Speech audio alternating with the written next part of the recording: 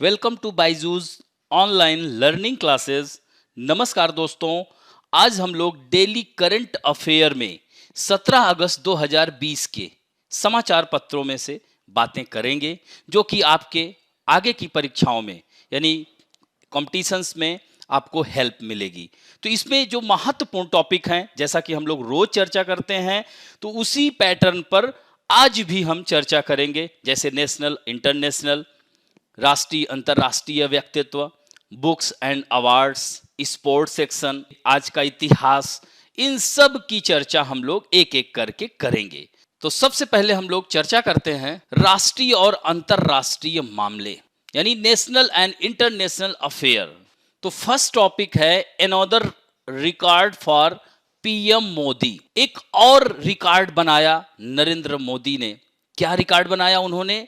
तो prime minister Narendra Modi has served longest as the head of an elected government, यानी लंबे समय तक एक निर्वाचित सरकार के प्रमुख के रूप में सेवा देने वाले यह भारत के प्रथम व्यक्ति हो गए हैं।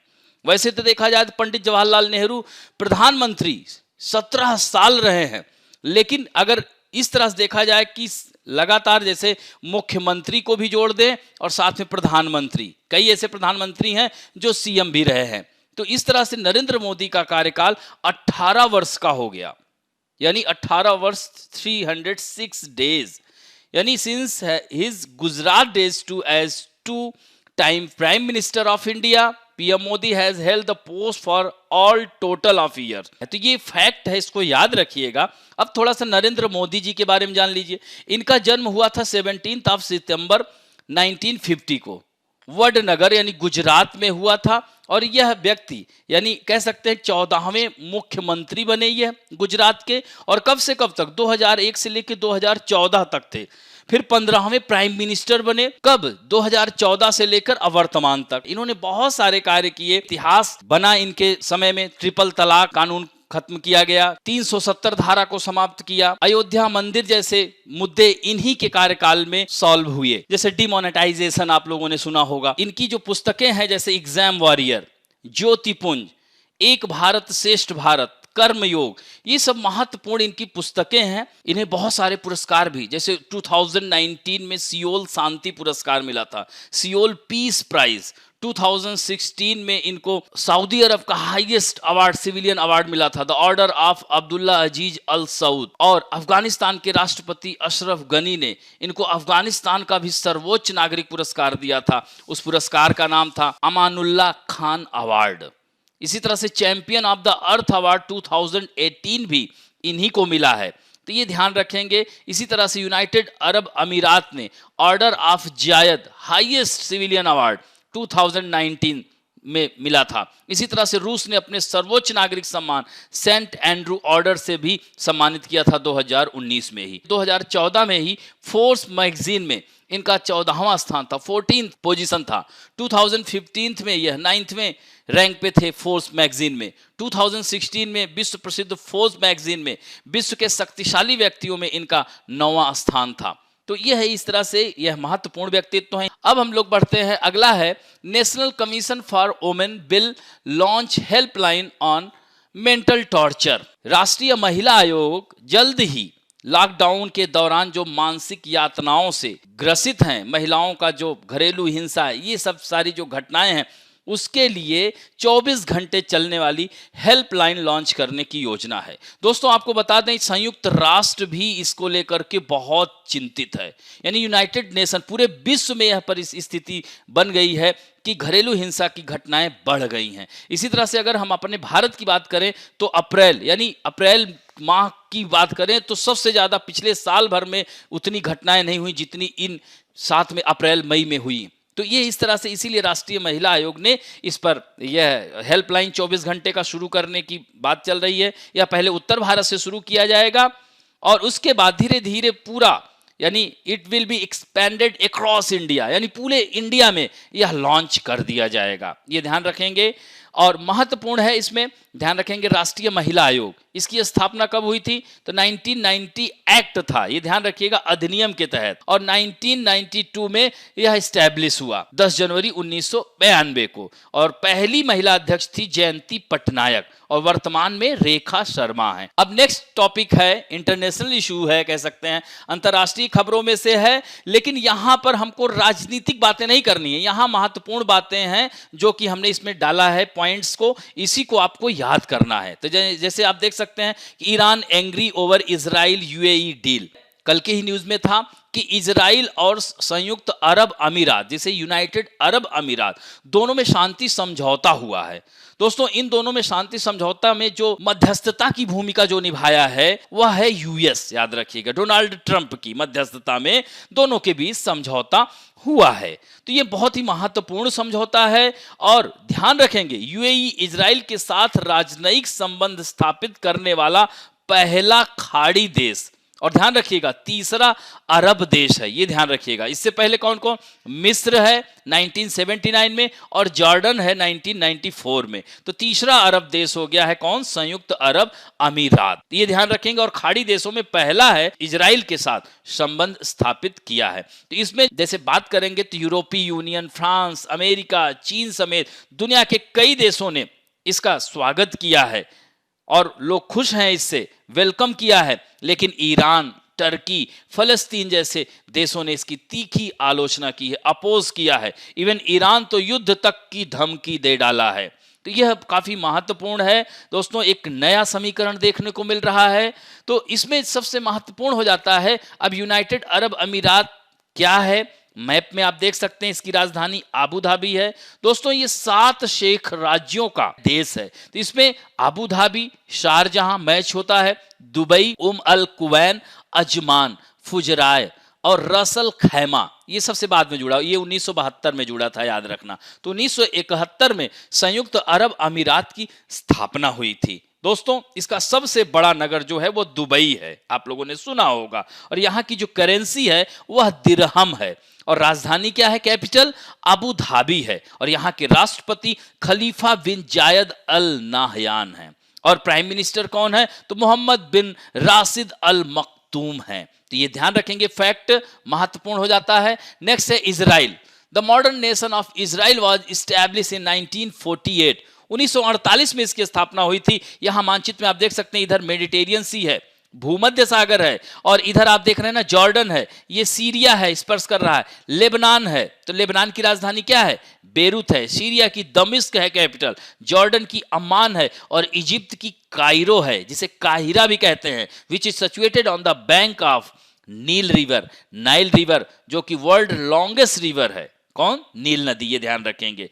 तो ये समझ में आया। तो दोस्तों, यहां पर दिया हुआ है, इसके उत्तर में लेबनान, ये देख रहे हैं लेबनान, पूरब में सीरिया, जॉर्डन, तथा दक्षिण पश्चिम में आप देख रहे हैं यह मिस्र है, इसको इजिप्ट कहा जाता है। इसके प्रधानमंत्री बेंजामिन नेतन्याहू हैं, और रेवन रिवलिन जो है राष्ट्रपति हैं। और दोस्तों, इसका जो राजधानी और सबसे बड़ा नगर यरूशलेम भी है, और यहाँ की मुद्रा जो है इजरायली न्यू शेकेल, यहाँ की करेंसी है। उसके बाद ईरान, चूंकि ईरान विरोध कर रहा है, युद्ध तक की धमकी दे डाला है, तो इसको भी सुन लीजिए। The ancient name of Iran is Persia, फारस कहते थे इसको, याद रखेंगे। The country was renamed from Persia to Iran in 1935, 1935 में इसका नाम बदला गया राज शाह पहलवी के द्वारा, 1935 में राजा शाह। और इसका जो कैपिटल और लार्जेस्ट सिटी है वह तेहरान है, सबसे बड़ा, जिसकी राजधानी भी है। और यहाँ की जो करेंसी है ईरानियन रियाल है, ध्यान रखेंगे। और यहाँ के जो सुप्रीम लीडर हैं, सुप्रीमो लीडर हैं, अयतुल्ला अली खुमानी हैं, ध्यान रखेंगे, खुमैनी। और यहाँ के प्रेसिडेंट हैं हसन रूहानी, याद रखेंगे। ये मानचित्र में आप देख सकते हैं किसको किसको स्पर्श कर रहा है। ऊपर आप ये देख सकते हैं, नीचे अरब सागर, ऊपर जो है ये कैस्पियन सागर है। विश्व की सबसे बड़ी झील, world largest lake in the world is Caspian सागर, which area is 3,71,000 square kilometer.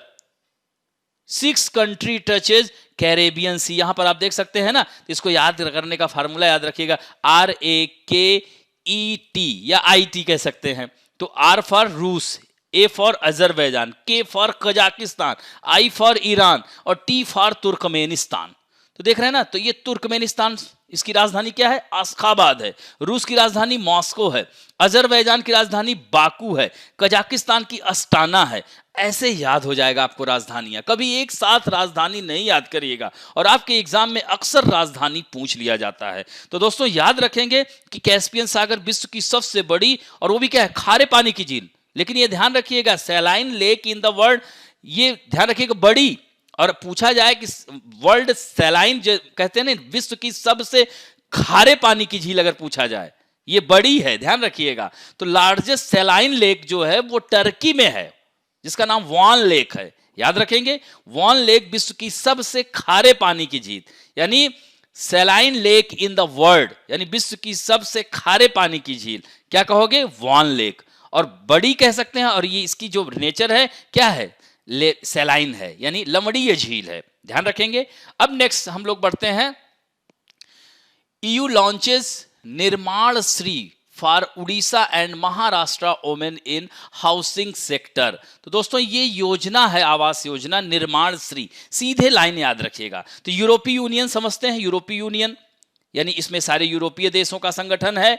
यूरोपीय संघ ने आवास निर्माण क्षेत्र की महिलाओं के कौशल को बढ़ाने के लिए जो परियोजना शुरू की है उसका नाम है निर्माण श्री परियोजना। ये ध्यान रखेंगे, पूछ लेगा, सीधे फैक्ट आ जाएगा कि अभी हाल ही में यूरोपीय यूनियन ने भारत में कौन सी परियोजना शुरू की महिलाओं के कौशल निर्माण के लिए, उसके लिए आवास बनाने के लिए। तो भारत में 1 मिलियन यूरो के साथ बड़े पैमाने पर पहला स्थायी आवास यह परियोजना है। तो इसमें महाराष्ट्र के बीड़ क्षेत्र, उस्मानाबाद जिला और उड़ीसा का ढेंकनाल और जाजपुर जिले में यह लागू की जाएगी। तो ये non profit organisation Habitat for Humanity India has also join hand with EU। तो पूछ लेगा कि EU के साथ और कौन है?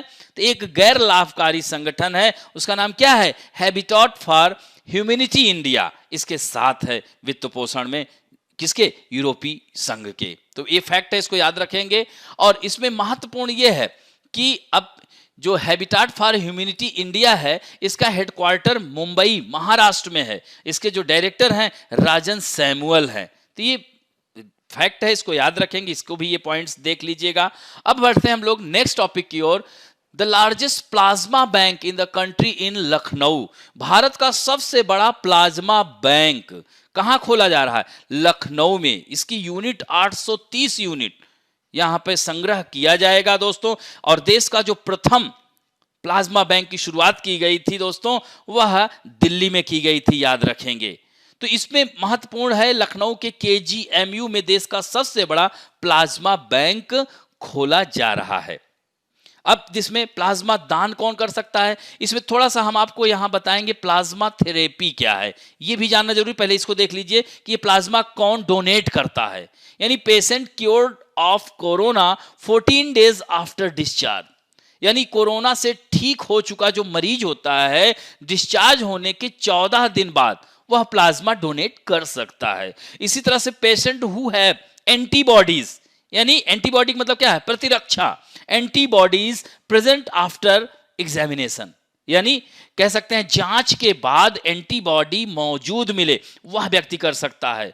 Not having HIV, hepatitis, diabetic, यानी HIV ह्यूमन इम्यूनोवायरस जिसे एड्स कहते हैं, AIDS यानी एक्वायर्ड इम्यूनो डिफिशियंसी सिंड्रोम। दोस्तों जिसको यह रोग होगा वैसे ही उसका इम्यून सिस्टम कमजोर होगा, वो कैसे दे सकता है? कोरोना बीमारी में इम्यून की ही तो मेन लड़ाई है। और इसी तरह से हेपेटाइटिस में क्या होता है? लीवर सिरोसिस, लीवर का कैंसर हो जाता है। इससे इफेक्टेड अंग क्या होता है? यकृति, यानी जिसे लीवर कहा जाता है, और डायबिटिक जिसे मधुमेह कहा जाता है। तो ये सब बीमार लोग यह ब्लड यानी प्लाज्मा नहीं दे सकते। इसी तरह से pregnant child can not donate plasma, यानी गर्भवती प्रसूता जो प्रेग्नेंट लेडी होती है, जो बर्थ करती है, जन्म देती है, वह प्लाज्मा दान नहीं कर सकती। Plasma can be donate again after 14 days, यानी अगर आपने प्लाज्मा दिया है तो फिर अगली बार 14 दिन बाद आप दे सकते हैं। तो दोस्तों यहां पर एक लाइन में जान लीजिए कि प्लाज्मा थेरेपी है क्या। What is plasma therapy? तो इस थेरेपी का पहली बार जो यूज किया गया था फर्स्ट वर्ल्ड वॉर के बाद 1918 में, कब? 1918 में, जब फैला था स्पेनिश फ्लू के समय इस्तेमाल किया गया था। तो इसके बाद लगातार संक्रमित बीमारियों को दूर करने में प्लाज्मा थेरेपी का यूज किया जा रहा है। इस थेरेपी में जो व्यक्ति कोरोना वायरस को मात देने में कामयाब हो जाता है, जैसे मान लीजिए किसी व्यक्ति को कोरोना हो गया है, वो ठीक हो गया, तो उसके अंदर प्रतिरोधक क्षमता का विकास हो गया, एंटीबॉडी डेवलप हो गया है, तो वह प्लाज्मा को डोनेट कर सकता है। तो प्लाज्मा थेरेपी के तहत वह उसका प्रयोग करके संक्रमित व्यक्ति को ठीक किया जा सकता है, यानी उस व्यक्ति के रक्त को संक्रमित व्यक्ति में डालकर उसे ठीक किया जाता है। इसी प्रणाली को, इसी सिस्टम को प्लाज्मा थेरेपी कहा जाता है। और इस थेरेपी से 3 से 7 दिन में मरीज ठीक हो जाता है। कई ऐसे लोगों के ऊपर यह प्रयोग किया गया और यह सफल रहा है। तो जब कोई व्यक्ति इस वायरस को हराने में कामयाब हो जाता है या वह कोरोना वायरस संक्रमित होने के बाद स्वस्थ हो जाता है, तो वह एंटीबॉडीज बन जाता है और उसकी इम्यूनिटीज अल्प और दीर्घ समय के लिए, यानी शॉर्ट एंड लॉन्ग टाइम के लिए मजबूत हो जाती है। इससे इम्यूनिटी सेल्स से प्रोटीन का इस उत्सर्जन होने लगता है जो प्लाज्मा में पाए जाते हैं, जो आवश्यक होने पर रक्त को थक्का बनाने में, यानी ब्लड क्लॉटिंग, कौन सी विटामिन? विटामिन के, ब्लड क्लॉटिंग में मदद करते हैं। किसको इससे मदद मिलेगी? तो विशेषज्ञों का यही मानना होता है कि प्लाज्मा थेरेपी, जिसे एंटीबॉडी थेरेपी भी कहा जाता है, ध्यान रखिएगा, से एक साथ कई मरीजों का इलाज किया जा सकता है। तो ऐसा माना जाता है कि इस थेरेपी से उन लोगों को तत्काल इलाज किया जाएगा जिन्हें सबसे अधिक खतरा, तो यह जो आप देख रहे हैं ना, जो क्रिटिकल है उनके लिए प्लाज्मा थेरेपी का प्रयोग किया जाता है। तो उत्तर प्रदेश में पहली जो प्लाज्मा थेरेपी खुल रही है वो कहाँ? लखनऊ में, और वो भी भारत की सबसे बड़ी प्लाज्मा बैंक है। याद रखेंगे ये फैक्ट इसको। अब हम लोग बात करेंगे banking and finance related news, यानी बैंकिंग और वित्त संबंधी समाचार में। आइए देखते हैं, पीएनबी लॉन्चेज डिजिटल अपनाए कैंपेन। अब देखिए सीधे प्रश्न आ जाएगा, यानी विच बैंक लॉन्चेज डिजिटल अपनाए कैंपेन, सीधे पूछ लेगा कौन सी बैंक। तो उसमें क्या आप आंसर देंगे? पीएनबी, पंजाब नेशनल बैंक, यानी to encourage customer to use digital banking channels, यानी ग्राहकों को डिजिटल बैंकिंग चैनलों का उपयोग करने के लिए प्रोत्साहन करने के लिए, इनकरेज करने के लिए पंजाब नेशनल बैंक ने डिजिटल अपनाए अभियान स्टार्ट किया है। दोस्तों, PNB bank managing director SS Mallikarjun Rao, यह भी ध्यान रखना फैक्ट है, इसके डायरेक्टर कौन है? एमडी, लॉन्च द कैंपेन, यानी इस अभियान की शुरुआत की है, ध्यान रखेंगे। और 31 मार्च 2021 तक यह चलेगा। कब तक चलेगा? 31 मार्च ऑफ 2021। इस अभियान की परिकल्पना ग्राहकों को डिजिटल चैनलों का उपयोग करने के लिए प्रोत्साहन करने, पीएनबी द्वारा कोविड-19 के लिए पीएम केयर फंड में दान के महान उद्देश्य में भाग लेने के लिए भी की गई है। तो ये महत्वपूर्ण है। अब यहीं पर फैक्ट है, इसको याद रखिएगा कि इसका हेडक्वार्टर कहाँ है? नई दिल्ली में है। इस्टेब्लिश इन 1894 लाहौर पाकिस्तान, ध्यान रखेंगे। फिर इसके संस्थापक लाला लाजपत राय दयाल सिंह मजीठिया, और वर्तमान में इसके एमडी कौन है? तो एसएस मल्लिकार्जुन राव। फैक्ट है, इसे याद रखेंगे। अब हम बात करेंगे various national and international personalities in news. तो दोस्तों, आज एक महत्वपूर्ण न्यूज है। कोरोना नामक महामारी के चपेट में यह आ गए। चेतन चौहान का नाम सुना होगा आप लोगों ने। दोस्तों, 21 जुलाई 1947 का इनका जन्म है। उत्तर प्रदेश में ये पैदा हुए हैं और फर्स्ट टेस्ट मैच, ये खिलाड़ी भी रहे हैं और राजनीतिक, यानी सियासी गलियारों में भी इनकी जो अंतिम समय बीता वह सियासी गलियारों में, यानी राजनीति में, पॉलिटिकल एरिया में यह संलिप्त रहे। तो इसमें महत्वपूर्ण है कि यह क्रिकेट इनिंग, जैसे फर्स्ट टेस्ट मैच 25 सितंबर 1969 अगेंस्ट न्यूजीलैंड, यानी पहला टेस्ट मैच इन्होंने न्यूजीलैंड के खिलाफ खेला था। कब? 1969 में, याद रखेंगे। तो ये महत्वपूर्ण हो जाते हैं। और लास्ट कब खेला था? 1981 में, वो भी किसके साथ? न्यूजीलैंड के ही खिलाफ। तो बहुत आसान हो गया, याद हो जाएगा आपको। और फर्स्ट वनडे इन्होंने 1978 में पाकिस्तान के खिलाफ खेला था, और लास्ट जो वनडे है न्यूजीलैंड के खिलाफ। तो बहुत आसान है, ये भूलेगा नहीं फैक्ट, इसको याद रखेंगे। फिर अब इनकी राजनीतिक पारी की शुरुआत 1991 में हुई। पहली बार अमरोहा, उत्तर प्रदेश में है अमरोहा डिस्ट्रिक्ट, दोस्तों, वहां से सांसद, मेंबर ऑफ पार्लियामेंट होकर के आए। और ध्यान रखेंगे, देख रहे हैं ना, इसमें कई पॉइंट्स दिए हैं, लेकिन 2 बार सांसद रहे। और लास्ट में 2017 में वह फिर से विधानसभा सीट से चुन करके आए, नौगांवा सीट से, और फिर कैबिनेट मंत्री बने, खेल मंत्री भी बने। तो इस तरह से यह महत्वपूर्ण व्यक्तित्व हैं, इन्हें याद रखिएगा। इसके साथ साथ यह और भी पदों पर, यानी पदों पर भी रह चुके हैं, जैसे Chetan Chauhan has been the chairman of National Institute of Fashion Technology 2016 to 17 में ये रहे हैं, ध्यान रखेंगे। फिर वह दिल्ली डिस्ट्रिक्ट क्रिकेट एसोसिएशन के अध्यक्ष, उपाध्यक्ष और सचिव भी रह चुके हैं। और चेतन चौहान टीम इंडिया के मैनेजर के पद पर भी रह चुके हैं। तो यह फैक्ट इतना काफी है, इनको ध्यान रखेंगे। नेक्स्ट है बुक्स एंड अवार्ड्स। तो दोस्तों आज के समाचार पत्रों में बुक्स अवार्ड तो आया नहीं है, लेकिन एक आदत आप लोग डालिए कि पर डे हम लोगों को 5 से 7 किताबें याद करनी होंगी जो कि आपके एग्जाम ओरिएंटेड हों। यानी अब देखिए, जैसे आज हमने सारी स्पोर्ट्स बुक्स ली हैं, क्योंकि ये खेल जगत से भी लोगों ने किताबें लिखी हैं, तो इनकी किताबें आपके एग्जाम में अक्सर आ जाया करती हैं, इसको ध्यान रखना है। जैसे प्लेइंग इट माई वे, ये सचिन तेंदुलकर की बुक है। कपिल देव की स्ट्रेट फ्रॉम द हार्ट, ये भी है। और अनिल कुंबले की वाइड एंगल, आप अनिल कुंबले का नाम तो सुना होगा। Saina Nehwal play to win, इनकी पुस्तक का नाम है। युवराज सिंह कैंसर से उभर कर आए थे, the test of my life. Sania Mirza ace against odds, तो यह महत्वपूर्ण हो गई सानिया मिर्जा का भी। सौरभ गांगुली जिन्होंने क्रिकेट को एक नया आयाम दिया था, a century is not enough. और अभिनव बिंद्रा 2008 में उन्होंने ओलंपिक का गोल्ड मेडल जीता था, ए शॉट एट हिस्ट्री, याद रखेंगे। और मिल्खा सिंह, भाग मिल्खा भाग, उन पर फिल्में भी आई थी, तो ए रेस ऑफ माई लाइफ। इसी तरह से पर डे आप लोग इनको याद रखेंगे, यानी 5-5 पुस्तकें रोज एक आदत डाल ली। जैसे पॉलिटिकल में शशि थरूर, नरेंद्र मोदी, अटल बिहारी वाजपेयी, पीवी नरसिम्हा राव, एपीजे अब्दुल कलाम, इस तरह से व्यक्तित्व की किताबों को एक साथ 5-5, चूंकि इकट्ठा आप याद करेंगे नहीं याद हो पाएगा, और जो वर्तमान में न्यूज में आए उसको इसी कलेक्शन में डालते जाइए। आप देखिए कि किताबों से प्रश्न आपका गलत होगा ही नहीं।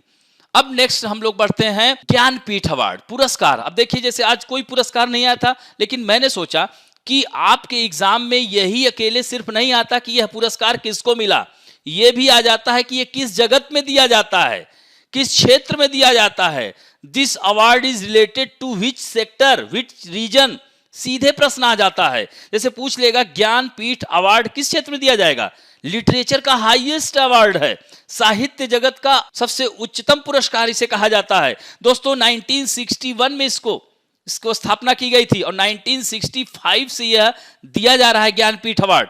और 22 संवैधानिक भाषाओं में से किसी एक भाषा को दिया जाता है।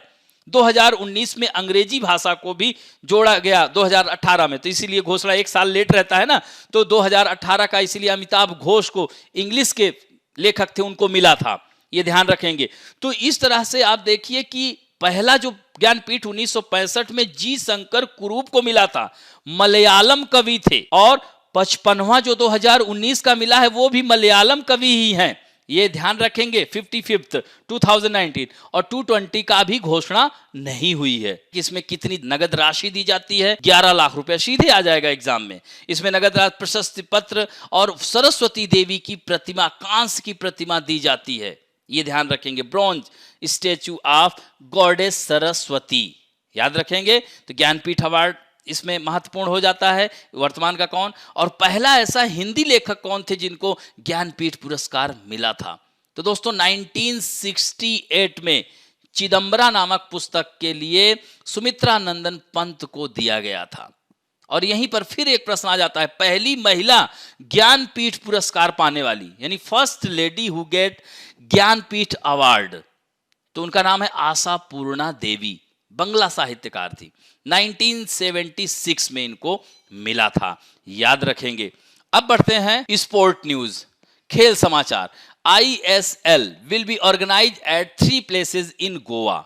तो कोरोना नामक महामारी की वजह से, जैसे आप लोग IPL सुन रहे हैं, उसी तरह से ISL भी होता है, IBL होता है, इंडियन बैडमिंटन लीग। तो इसी तरह से यह इंडियन सुपर लीग, ये फुटबॉल की है, तो यह 7वां आयोजन होगा। 2013 से स्टार्ट किया गया है। इसमें ATK यानी बंगाल देख रहे हैं ना, सबसे ज्यादा बार ये जीता है, 3 बार जीत चुका है अभी तक। सबसे ज्यादा बार, यह तीसरा खिताब। तो इसमें 10 टीमें हैं, देख रहे हैं, north east, Jamshedpur, Mumbai city, Goa, Hyderabad, Bengaluru, Kerala blasters, Chennaiyin, ये सब टीम के नाम हैं। तो इसमें जो होगा जवाहरलाल नेहरू स्टेडियम इन फटोडा मडगांव में, और Tilak Nagar stadium eight Vasco da Gama, इसका नाम तो सुना ही होगा, जो कि आया था, पुर्तगीज था, उसी के नाम पर यह स्टेडियम है। GMC athletic stadium in Bambolim. तो यह 3 स्टेडियम में अगला जो होगा मैच नवंबर में होने की संभावना है। तो ये ध्यान रखेंगे, प्लेस पूछ लेगा कि कहां पर ऑर्गेनाइज होगा। दिस डे इन हिस्ट्री, आज हम लोग बात करेंगे 17 अगस्त का इतिहास। 1836 registration related to birth, marriages and deaths were accepted in the UK parliament, यानी यूके की संसद में स्वीकार किया गया जन्म, विवाह और मृत्यु प्रमाण पत्र पंजीकरण, जैसे अपने यहां पर भी किया जाता है। 1836 में ही सोचिए पार्लियामेंट में वहां के पास हो गया था। और दोस्तों, यूके के ही पार्लियामेंट्री सिस्टम हमारे देश में भी लिया गया, हमारे संविधान में। इसी तरह से 1858 में आज के दिन यानी 1858 first bank open in the island of Hawaiian. दोस्तों, हवाई द्वीप में पहले भी बता चुका हूं, आई थिंक यह अमेरिका का 49वां प्रांत है, 49th state in US, United state of America, which is situated in Pacific Ocean। इसीलिए इसको प्रशांत महासागर का चौराहा कहा जाता है, cross road of Pacific ocean कहा जाता है। दोस्तों, यहां पर ज्वालामुखी मौना किया, एक्टिव वोल्केनो आइलैंड, तो सबसे ऊंचा ज्वालामुखी पर्वत भी यहीं पर है, और इसकी राजधानी होनोलुलु है, यानी capital of Hawaiian island is Honolulu, याद रखेंगे। अगला है 1909 में, आज ही के दिन मदन लाल ढींगरा, इनका नाम तो आप लोगों ने इतिहास के स्वर्ण अक्षरों में इनका नाम है, मदन लाल ढींगरा, यानी 1883 में इनका जन्म हुआ था। 1909 में इनको लंदन के पेंटविले जेल में, देख रहे हैं ना, पेंटोविले जेल में इनको फांसी दे दी गई थी। कब? आज ही के दिन। कब? 1909। इन्होंने कर्नल वायली पर गोली चलाई थी, और 4 गोलियां उनको मारी, एक अपने भी मार रहे थे, लेकिन बच गए, गिरफ्तार हो गए, फिर इनको फांसी की सजा दी गई। तो मदन लाल ढींगरा पंजाब प्रांत के एक संपन्न हिंदू परिवार में इनका जन्म हुआ था। फिर ये सावरकर के और श्यामजी कृष्ण वर्मा के संपर्क में आए। फिर इन्होंने 1 जुलाई 1909 की शाम को इंडियन नेशनल एसोसिएशन के वार्षिकोत्सव में सारे अंग्रेज और भारतीय इकट्ठा हुए थे। जैसे ही भारत सचिव के राजनीतिक सलाहकार सर विलियम हर्ट कर्जन वायली अपनी वाइफ के साथ हॉल में घुसे, ढींगरा ने उनके चेहरे पर 5 गोलियां दागी। इससे 4 उनके सही निशाने पर लगे। उसके बाद ढींगरा ने पिस्टल स्वयं को गोली मार ली, लेकिन बच गए, उनको पकड़ लिया गया। फिर उसके बाद 23 जुलाई 1909 को ढींगरा के मामले में सुनवाई हुई, और फिर उसके बाद उनको मृत्युदंड दिया गया। यानी 17 अगस्त आज ही के दिन इनको फांसी की सजा कहां पे दी गई, पूछ लेगा, लंदन या इंडिया में, इस तरह से प्रश्न बन जाएगा, ध्यान रखेंगे। फिर उसके बाद आज ही के दिन 1932 को भारतीय मूल के प्रसिद्ध अंग्रेजी साहित्यकार वीएस नायपॉल का नाम सुना होगा दोस्तों। वीएस यानी विद्याधर सूरजमल नायपॉल, ये ट्रिनिडाद एंड टोबैगो की इनकी नागरिकता है। बहुत सारी किताबें इनकी हैं, याद रखिएगा, मिस्टर एंड मिसेस विश्वास, डार्कनेस हाउस। इनको याद रखेंगे कि साहित्य का नोबेल पुरस्कार भी मिल चुका है। मैन बुकर पुरस्कार पाने वाले पहले भारतीय मूल के यह ट्रिनिडाद टोबैगो के नागरिक हैं। यानी मैन बुकर पुरस्कार, अगले दिन हम मैन बुकर के बारे में बताएंगे। तो यह लिटरेचर का हाईएस्ट अवार्ड है वर्ल्ड का। तो मैन बुकर अवार्ड 1969 से स्टार्ट हुआ था, 1971 में ही इनको मिल गया था। इनकी पुस्तक का नाम था इन ए फ्री स्टेट। तो बहुत सारी पुस्तकें हैं, जब अवार्ड कराएंगे तो साथ में इनकी पुस्तक एक जगह हम करा देंगे। तो ये बहुत ही चर्चित व्यक्तित्व है। इनका जन्म आज ही के दिन हुआ था। फिर 1945 में इंडोनेशिया आजाद हुआ, जिसे द्वीपों का देश कहा जाता है। पहले भी इसके बारे में चर्चा कर चुका हूं। इसके जो बड़े द्वीप हैं, कालीमंटन, सेलिबीज, सुमात्रा, जावा, तो जावा और सुमात्रा के बीच में कौन सी जल संधि है, कौन सी स्टेट है? जल संधि समझते हैं ना, स्टेट यानी they are connecting two sea and separate two land, यानी 2 सागरों को जोड़ती है तथा 2 स्थलों को अलग करती है, उसे हम जल संधि कहते हैं। तो जावा और सुमात्रा को अलग करती है सुंडा स्ट्रेट, SUNDA, सुंडा जल संधि, याद रखेंगे। तो इंडोनेशिया को नीदरलैंड से आजादी मिली थी। फिर 1949 में पुलिन बिहारी दास, ये भी एक महान क्रांतिकारी सेनानी 1949 में 17 यानी 24 जनवरी 1877 को इनका जन्म हुआ था और आज ही के दिन इनकी मृत्यु हुई 49 में। भारत के महान स्वतंत्रता प्रेमी और क्रांतिकारी थे। ये ढाका अनुशीलन समिति नामक क्रांतिकारी संगठन की स्थापना किए थे, याद रखिएगा, पुलिन बिहारी घोष। नेक्स्ट है जर्मनी में पहली सीडी यानी कॉम्पैक्ट डिस्क लोगों के लिए उपलब्ध कराई गई थी आज ही के दिन। America's legendary swimmer Michael Phelps made history by winning 8 gold medals in swimming at Beijing Olympic in 2008 आज ही के दिन। तो यह सबसे ज्यादा स्वर्ण पदक जीतने वाले तैराकी थे माइकल फेलिप्स। अब हम लोग बात करते हैं, let us talk about some important fact. दोस्तों लगातार पॉलिटी चल रहा था, मैंने कहा आज थोड़ा सा चेंज करेंगे। आज हमने इंडियन हिस्ट्री से लिया है, मॉडर्न हिस्ट्री से लिया है, वो भी भारतीय राष्ट्रीय कांग्रेस। बहुत इंटरेस्टिंग टॉपिक है, आपका तैयार भी हो जाएगा और साथ साथ आपको याद भी हो जाएगा। तो दोस्तों, भारतीय राष्ट्रीय कांग्रेस की स्थापना के पीछे कारण क्या था? What is the basic reason? इसके फाउंडेशन के पीछे क्या कारण था? आपने सोचा कभी? तो दोस्तों 1885, अब सोचिए 1857 में विद्रोह हुआ, तो यानी 1857 के बाद से अंग्रेज लोग भारतीयों को पनिश करते करते थक चुके थे और इस तरह से भारतीय भी वो लोग दंड पाते पाते थक चुके थे। ऐसे में भारतीय भी ये सोच रहे थे कि एक ऐसा संगठन, एक ऐसा ऑर्गेनाइजेशन बनाया जाए जो कि अंग्रेजों को भी रखा जाए, कम से कम हम लोगों को बचत हो सके। और इसी तरह से अंग्रेजों ने, तो याद रखेंगे कि एओ हयूम साहब पूरे इंडिया का सर्वे करके जब आए और लॉर्ड डफरिन उस समय वाइसराय हुआ करते थे, तो वाइसराय साहब को बताया कि इंडिया में बहुत ज्यादा असंतोष है। इस बार तो 1857 रिवोल्ट से भी भयानक रिवोल्ट होगा, इस पर कोई नहीं बचेगा। तो लॉर्ड डफरिन चिंतित हो गए। तो एओ हयूम साहब ने कहा कि एक ऐसा हम बीच का रास्ता निकालते हैं, एक ऐसा संगठन बनाते हैं कि जो कि उसमें कुछ भारतीयों को रखा जाए तो कम से कम हम लोग बच सकेंगे, नहीं तो सारे मारे जाएंगे। तो इसीलिए कांग्रेस को डफरिन के दिमाग की उपज कहा जाता है। उसमें वाइसराय कौन था? डफरिन था। तो इस तरह से दोनों लोग, यानी भारतीय भी अपना लाभ देख रहे थे, अंग्रेज भी अपना लाभ देख रहे थे, यानी दोनों के स्वार्थ से उत्पन्न ये पौधा है, कह सकते हैं। तो इस तरह से 1885 28 दिसंबर 1885 को मुंबई के तेजपाल संस्कृत महाविद्यालय में आयोजन हुआ, जिसमें 72 member participate in first session and first president WC Banerjee कौन था? उमेश चंद बनर्जी थे और महासचिव इसके कौन थे? एओ हयूम, जिन्हें फादर ऑफ कांग्रेस भी कहा जाता है, कांग्रेस का जनक कहा जाता है, एलन एक्टिवियन ह्यूम, याद रखेंगे।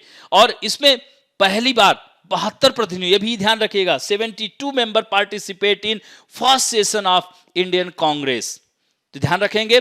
फिर इसके बाद दूसरा देखिए फैक्ट है कि फर्स्ट मुस्लिम प्रेसिडेंट, पहला मुस्लिम अध्यक्ष 1887 में, यहां पर देख रहे हैं ना, मद्रास अधिवेशन जिसे चेन्नई कहते हैं, बदरुद्दीन तैयब जी। और यहीं से कांग्रेस यू टर्न लेना शुरू कर दी थी। यही कारण है कि अंग्रेज नाराज हुए तो पहला अंग्रेज अध्यक्ष 1888 में 1888 में इलाहाबाद अधिवेशन में बनाया गया। ये ध्यान रखेंगे, फर्स्ट अंग्रेज प्रेसिडेंट कांग्रेस का। और दोस्तों 1896 यानी 1896 में वंदे मातरम गीत गाया गया था। सीधे पूछ लेगा कि कांग्रेस के किस अधिवेशन में वंदे मातरम गीत गाया गया था? तो 12वां अधिवेशन इन 1896 कोलकाता। और इसके अध्यक्ष कौन थे? रहीमतुल्लाह सयानी, याद रखेंगे। और 1906 में 1906 में कोलकाता अधिवेशन में पहली बार स्वराज शब्द का प्रयोग किया गया, यानी Swaraj word use first time in Calcutta session in 1906, याद रखेंगे। और उस समय कौन प्रेसिडेंट था कांग्रेस का? दादा भाई नौरोजी। इन्हें grand old man of India कहा जाता है। ड्रेन थ्योरी इन्होंने दिया था दादा भाई नौरोजी ने, याद रखेंगे। और यह उदारवादी व्यक्तित्व थे। नेक्स्ट है 1907 में कांग्रेस सूरत अधिवेशन। सूरत किस नदी के किनारे बसा है?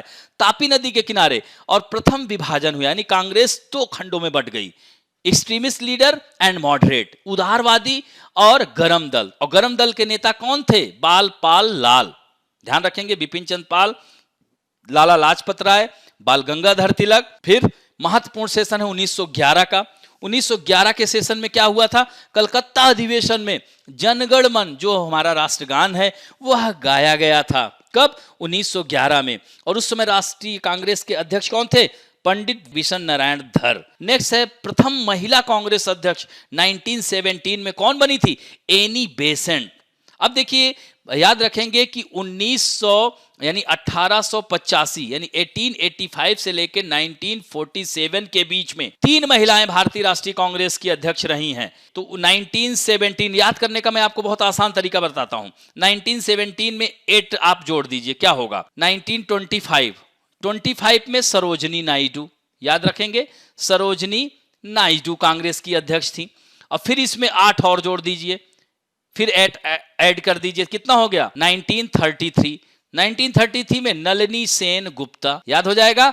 तो एनी बेसेंट, सरोजनी नायडू, नलिनी सेन गुप्ता। और इसका जो शहर कहां हुआ था अधिवेशन? बहुत आसान है, कोलकाता, कानपुर, कोलकाता। ट्रेन पकड़िए फिर वापस आइए, कोलकाता, कानपुर, कोलकाता, याद हो जाएगा। यानी कानपुर अधिवेशन में सरोजनी नायडू, कोलकाता अधिवेशन एनी बेसेंट, फिर 1933 में नलिनी सेन गुप्ता, ये भी बाद में जाकर के विदेश में बस गईं, ध्यान रखेंगे। तो यह 3 महिलाएं कांग्रेस। और अगर पूछा जाए पहली भारतीय महिला कांग्रेस अध्यक्ष कौन थी, तो सरोजनी नायडू लगाइएगा, 1925 में कानपुर अधिवेशन में, याद हो जाएगा। फिर कांग्रेस का दूसरा विभाजन, विशेष अधिवेशन बुलाया गया था, स्पेशल सेशन था 1918 में।